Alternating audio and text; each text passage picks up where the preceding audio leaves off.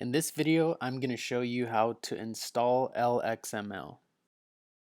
The first thing we're going to do is open up a new terminal window,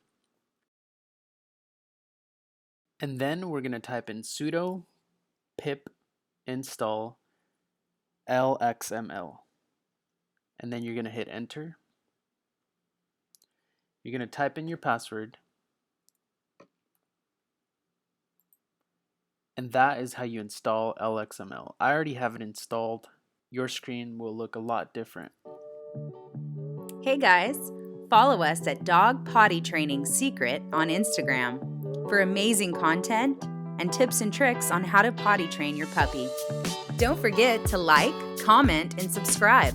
Also, hit the bell notification. Thanks for watching.